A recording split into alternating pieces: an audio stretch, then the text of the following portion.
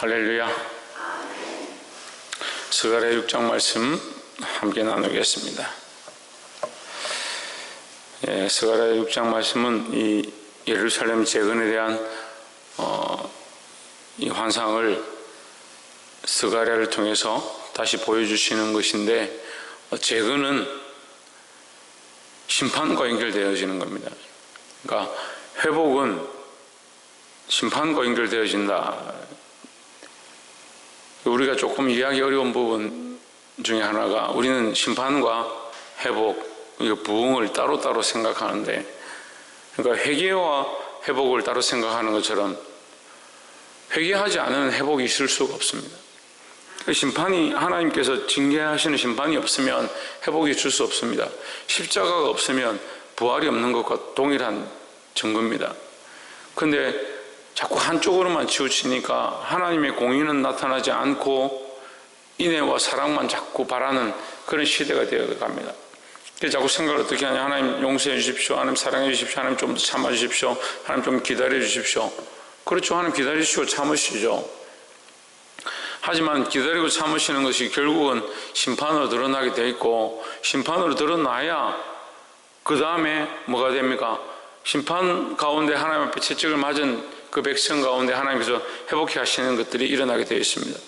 북방 민족들이 일어나서 바벨론이 쳐들어와서 갈대아 민족이 일어나서 이스라엘을 치게 되는 것은 결국 그들의 죄에 대한 대가가 지불되어졌기 때문에, 그 대가의 연한이 70년 차고 그 다음에 하나님 회복의 일들을 하셔서 예루살렘 성전을 건축하게 하시는 겁니다. 재건하게 하시는 겁니다. 이 재건과 부흥과 회복은 심판과 공의가 선포되어지고 나서 일어나는 겁니다. 그래서 우리가 그러면 심판이 있어야 됩니다, 공의가 있어야 됩니다, 하나님 공의해 주십시오, 우리를 심판해 주십시오, 우리를 쳐주십시오, 우리를 망하게 해 주십시오, 그렇게 구할 것은 아니지만, 결국 우리가 연약해서 죄를 범했기 때문에 죄에 대한 결과가 있고 난 뒤에 재건이 일어난다, 이 원리는 알아야 된다는 거죠. 그러니까 우리가 하나님 앞에 연약함을 알고 회개가 먼저 일어나고 삶을 바꾸고 고치는 것들이 일어나야 그 다음에 하나님께서 회복해 하시고 성장케 하는 것들이 있다는 거죠. 이것이 성경의 원리입니다. 6장 1절에 내가 또 노래를 들어본 즉 내 병거가 두 산 사이에서 나왔는데 그 산은 노산이더라 했습니다. 우리가 이 말씀들을 100% 다 해석할 수는 없지만 우리가 부분적으로 보면 됩니다. 그 두 산 사이에서 나오는데 그 산이 어떤 산이냐? 노산이다.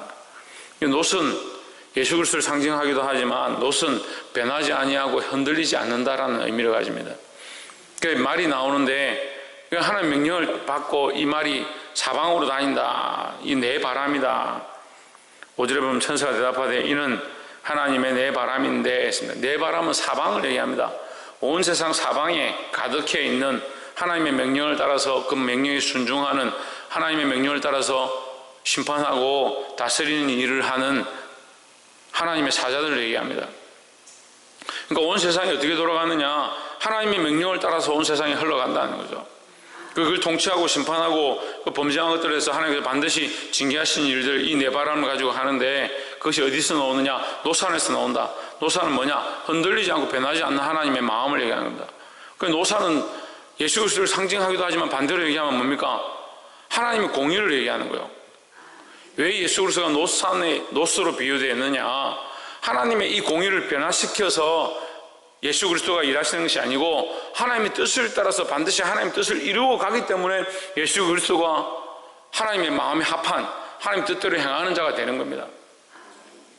그리스도는 오셔서 하나님의 공의를 없애고 하나님의 심판을 없애고 그렇게 하는 게 아니고요, 하나님의 심판을 오히려 당신이 몸을 당하시고 하나님의 그 공의를 십자가에서 죽음으로 감당하시는 모습이 우리를 위한 희생의 모습으로 드러난다는 거죠.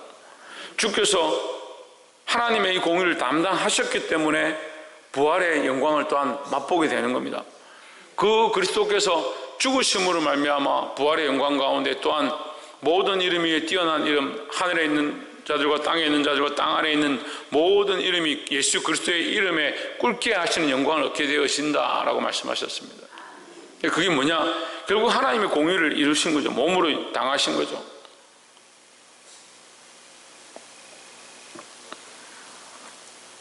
(8절에) 그가 외쳐 내게 일러 이르되 북방으로 나간 자들이 북방에서 내 마음을 시원케 하였느니라 했습니다. 북방이라는 것은 이 바벨론 민족을 얘기하는 거죠. 시원케 하였다. 시원케 하였다는 아까 지금 계속 얘기하고 있습니다. 노산에서 나왔으니까 시원케 한 게 뭐냐? 하나님의 공의를 똑바로 선포했다. 그럼 공의가 왜 선포되어져야 되느냐? 이스라엘이 범죄했기 때문이다. 그 범죄에 대한 대가를 북방 민족이 그 범죄를 함을 대가를 지불했기 때문에 하나님 마음이 시원해졌다는 거죠. 어제 우리가 말씀을 나눴는데 하나님은 우리를 너무나도 사랑하십니다. 우리를 너무나 사랑하시기 때문에 죄를 간과할 수 없는, 죄를 내버려 둘 수 없는 그게 하나님의 성품이라는 거죠. 우리가 다 알 수는 없지만 하나님은 죄를 내버려 둘 수 없고 용납할 수 없다는 거죠. 그러니까 반드시 뭐 해야 되냐? 죄에 대한 대가를 지불해야 된다는 거죠. 이 북방 민족을 쓰셔서 이스라엘을 치십니다. 그럼 공의를 하나님 행하셨다는 거예요. 공의를 행하셨다는 거예요. 10절에 사로잡힌 자 중 바벨론에서부터 돌아온 헬데와 도비아와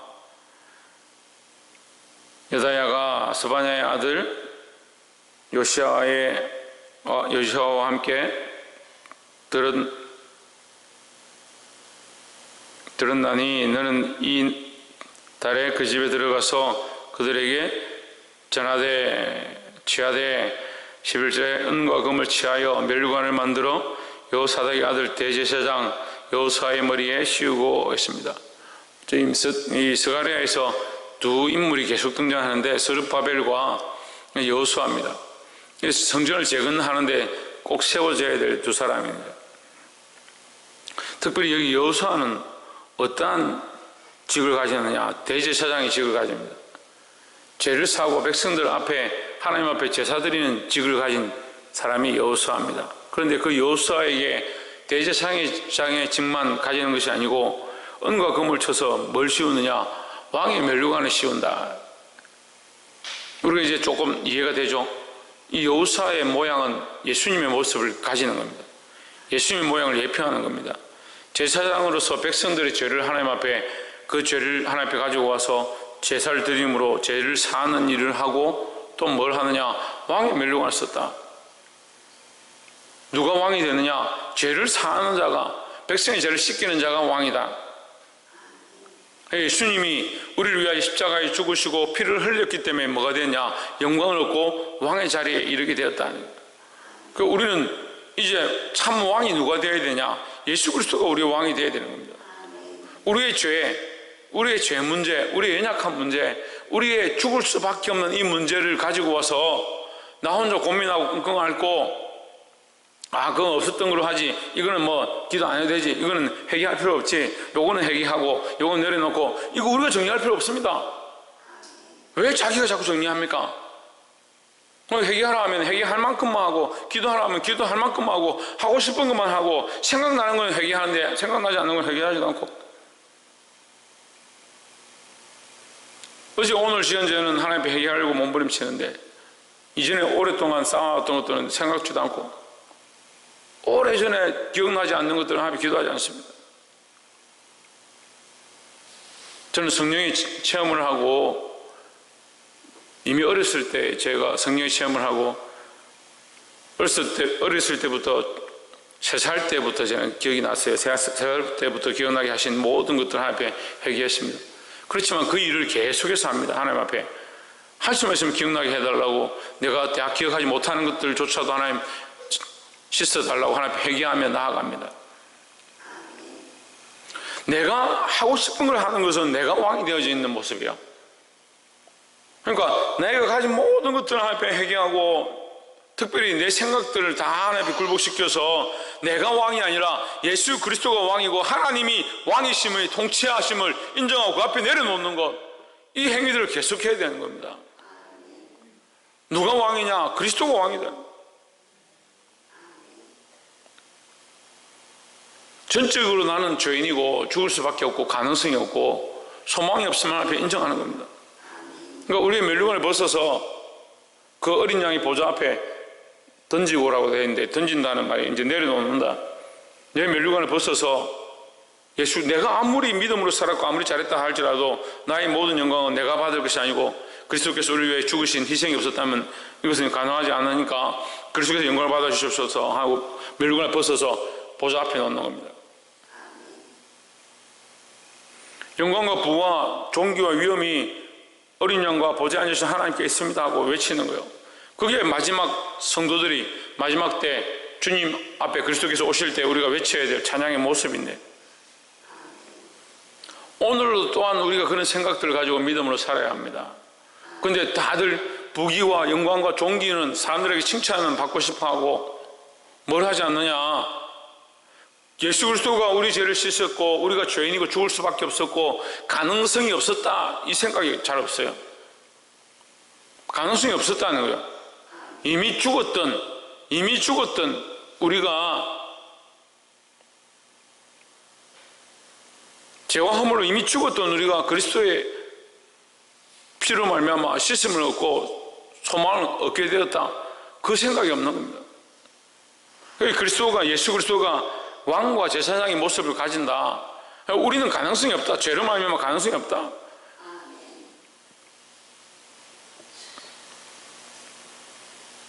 이것을 늘 인정하고 나아가기를 주의 이름으로 축복합니다. 이게 인정이 안 되고 나는 가능성이 있다, 나는 그래도 좀 희망이 있지 않느냐 이렇게 생각하니까 재건이 안 됩니다. 재건이 다시 회복이 안 되는 거예요. 그래서 청년들이나 제가 만나서 얘기를 하면서 좀 잘못된 삶들에 대해서 책망하면 스스로 다 어떻게 생각하냐, 내가 그래도 좀 뭐 하는데 자꾸 뭐 야단치시고 내가 그래도 기도 좀 하고 예배 좀 하고 나왔는데 왜 맨날 혼만 내십니까? 그런 생각을 합니다. 그런 생각 가지고 있습니다. 책망을 받고 야단을 들어도 어떻습니까? 여전히 계속 그렇게 합니다. 왜 그렇게 할까요? 자기는 그래도 좀 한다고 생각하거든요. 그러니까 재건이 안 되는 거예요. 회복이 안 되는 거예요. 내가 생각하는 것들을 다 무너뜨리고 하나님 원하시는 것들이 세워져야 한다는 거예요. 그리스도가 왕이고 그리스도가 대제사장이 되어야 되는데 나의 의가 있으니까 그리스도가 왕 되어지는 게 이게 잘 안 되는 겁니다. 이 말씀을 깨달아 알게 되기를 소망합니다. 12절에 고아에 이르기를 만군의 여호와께서 말씀하시되 보라, 순이라 이름하는 사람이, 여러분 성경은 사기라 되어 있는데 순이라는 사람이 자기 곳에서 돋아나서 여호와의 전을 건축하리라 했습니다. 순이라는 것은 삭시라는 것은 뭡니까? 삭이 솟아난다, 순이 솟아난다, 이 씨앗입니다. 생명이 돋는다. 이것도 또한 예수 그리스도의 모양이라 했습니다. 이게 생명이라는 거예요. 생명이라는 거예요. 생명이 어디 있느냐? 예수 그리스도를 붙잡을 때 거기서 이제 생명이 있는 겁니다. 예수 그리스도를 영접할 때 거기서 우리의 생명이 다시 시작되어진다는 거죠. 재건은 어디 있느냐? 예수 그리스도께로 돌아와서 왕권을 그리스도 앞에 드리고 통치를 그분에게 드리고 나는 죄인이고 죽을 수밖에 없고 소망이 내게 없음을 알고 그리스도에게만 소망이 있음을 고백할 때 시작되어진다라는 겁니다. 13절에 그가 여호와의 전을 건축하고 영광을 얻고 그 위에 앉아서 다스릴 것이요 또 제사장이 자기 위에 있으리니 이 두 사이에 평화의 약속 의논이 있으리라 하십니다. 영광을 얻고 제사장이 있다. 제사장이 그 위에 앉고 그 영광을 얻는 것과 제사장이 앉는 것, 이 두 가지가 같이 있고 그 사이에 뭐가 있냐? 평화가 있다. 통치와 죄사함이 그 하나님과 영적 관계, 그리고 그 육적 통치, 그 이스라엘의 통치와 하나님과의 관계가 뭐가 일어나느냐? 그 사이에 평화가 있다. 평화가. 그러니까 이스라엘이 다시 회복되어져서 통치권을 회복하고 하나님과의 영적인 관계를 회복하는데 뭐가 필요하냐? 이 평화가 일어난다. 평화가. 그리고 그 사이에 뭐가 있었다 했습니까? 제사장이 있다. 제사장이. 순이 있다. 순이. 통치의 권세를 회복하고 하나님과 영적 관계를 회복하는데 이 순이 있다. 이 여호수아가 일어나서 그가 권세를 잡는다는 거죠. 이 예수 그리스도가 일어나서 거기에 소망이 일어나기 시작할 때에 통치의 권세와 이 나라의 주권과 하나님과의 관계, 이것이 회복되어진다라는 겁니다. 그리스도는 평화의 왕이다. 평화의 왕. 이걸 자꾸 따로 생각합니다. 이 세상에 우리가 잘 되고 하나님과 영적 관계도 잘 되고 이걸 따로 생각합니다. 그러니까 세상에서 출세하고 부흥하고 돈을 많이 벌고 잘 되는 것, 그것과 하나님과의 관계가 잘 되는 것이 따로따로 생각하는 거예요. 그 사이에 뭐가 있어야 되냐? 예수 그리스도가 있어야 되는 거예요. 그리스도가 우리를 통치하시고 하나님 원하시는 왕권이 세워지면 그리스도로 말미암아 하나님과 우리가 화평하게 되는 겁니다. 그럼 세상에서도, 세상에 우리가 생활하는 이 삶의 모양도 하나님과 화평하고요, 내가 영적으로 나와서 하나님과 교제하고 예배하는 것 또한 화평하게 되는 겁니다. 왜 화평이 일어나지 않느냐? 교회가 화평하지 아니하고 문제가 계속 일어나느냐? 그리스도 없는 신앙생활을 하는 겁니다. 그리스도가 있다는 건 아까 뭐라고 했습니까? 회개가 되는 거예요. 회개가. 처음부터 제가 계속 연결해서 말씀드리면, 북방민족이 일어나서 이 사방에서 바람이 와서, 특별히 북방에서 와서 내 마음을 시원케 한다. 뭐냐? 공의를 행한다는 거죠. 하나님의 심판이 있어야 하나님의 마음이 시원해지는 겁니다. 그럼 우리가 그 심판을 다 당할 수 있느냐? 당할 수 없죠. 감당할 수가 없잖아요. 우리가 하나님의 심판을 당하면 여기 누가 살아남겠습니까? 그래서 뭘 합니까? 건물에 피를 바르는 겁니다. 6월절 어린 양의 피를 바르니까 하나님께서 넘어가신다는 거예요. 우리가 예수 그리스도의 피로 말미암아 넘어감을 당했다, 넘어감을 얻었다는 거예요. 그게 순입니다. 그게 순. 그게 희망이라는 거예요. 그게 희망이라는 거예요. 예수 그리스도의 십자가가 우리에게 넘어감의 희망이다라는 겁니다. 하나님과 어떻게 화평하느냐? 우리 삶이 어떻게 하나님과 화평하고 우리 삶에 어떻게 그리스도가 왕이 되어지는 것이 일어나느냐? 예수 그리스도로 말미암아, 예수 그리스도로 말미암아. 그러니까 반드시 심판이 있습니다. 할 수 없으면 우리 어떻게 해야 됩니까? 우리의 죄악들을 생각하고 그리스도의 십자가 뒤에 숨어야 합니다. 그리스도께서 이미 십자가에서 그 심판의 대가를 지불하셨습니다. 그러니까 우리는 그 십자가 뒤에 숨으면 심판을 누가 당하시냐? 그리스도께서 당해 주셨다는 거죠. 그 피 흘림으로 당해 주셨다는 거죠. 그래서 우리가 기도할 때마다 예수 그리스도의 이름으로 기도하는 겁니다. 그 대가를 지불하신, 그 심판을 당하신 그리스도의 이름으로 기도하는 겁니다. 그래서 그리스도가 하나님과 우리 사이에 화평이 되는 겁니다.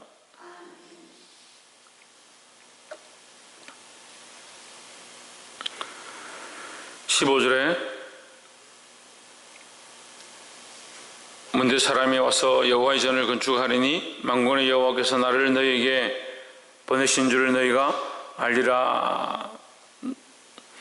너희가 만일 너희 하나님 여호와의 말씀을 청종할진대 이같이 되리라 했습니다.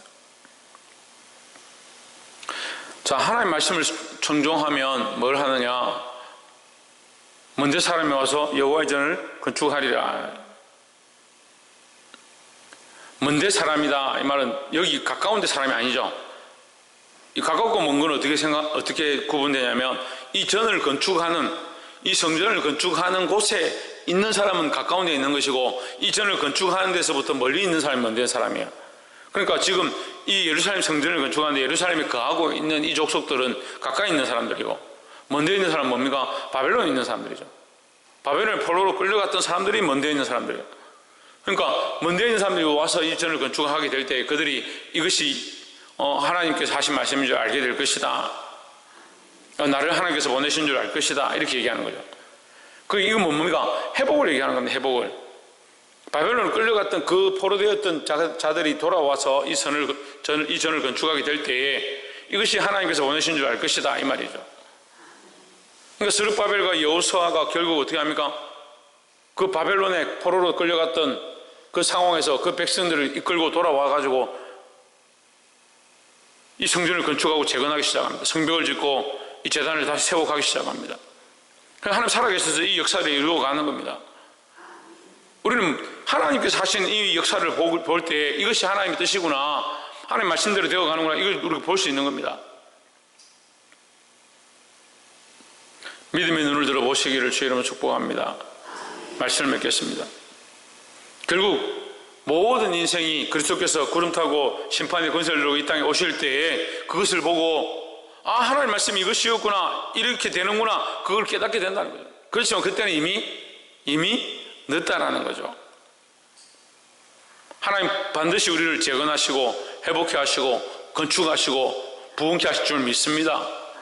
그렇게 하기 위해서 뭐가 되어야 되냐? 우리의 죄악된 삶, 우리의 왕권을 내려놓고 하나님 통치하시는 역사가 나타나야 하고, 그 가운데 뭐가 일어나야 되냐? 회개와 회복이 일어나야 된다. 그 일을 누가 할 수 있다? 예수 그리스도께서 하실 수 있다는 거죠. 우리가 죄인임을 온전히 고백해야 합니다. 우리의 대가지불은요, 우리가 다 할 수 없습니다. 우리가 대가지불하면 이 땅에 남아있을 자가 아무도 없습니다. 그러니까 그리스도를 붙잡고 믿음으로 나아가야 되는 거예요. 죄인들이 뭘 제일 하기 싫겠습니까? 죄인들이 뭘 제일 하기 싫겠어요? 새벽에 물어보는 거 제일 싫어하겠지만 저도 어쨌든 물어봐요. 죄인들이 뭘 제일 싫어하겠습니까? 죄인임을 고백하는 걸 제일 싫어한다고요. 죄인들이. 죄송한 얘기인데 우리나라 정치가 왜 이렇게 돼갑니까? 우리나라 사회가 왜 이렇게 돼가고 있겠습니까? 자기 죄를 자기가 고백하고 나 죄인이고 내 잘못했다라고 인정하면 그런 문제가 안 생기잖아요. 뭐 재판하고 할 게 뭐 있습니까? 죄인인 줄 알고 내가 대가 지불해야 됩니다 하고 다 와서 자백하면 무슨 문제가 생기겠습니까? 우리가 하나님 앞에 왜 이게 회복이 안 되냐? 자기의 죄를 인정하고 자복하고 나오면 되는데 그걸 안 하는 겁니다.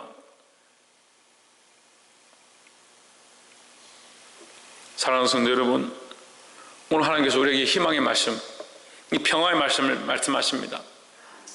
인생이 평화를 바라고 희망을 바라고 회복을 바라지만 뭘 먼저 하길 원하시냐? 죄를 자백하고 죄인임을 인정하고 나는 할 수 없고 어디에 숨으라? 그리스도의 십자가 뒤에 숨으라.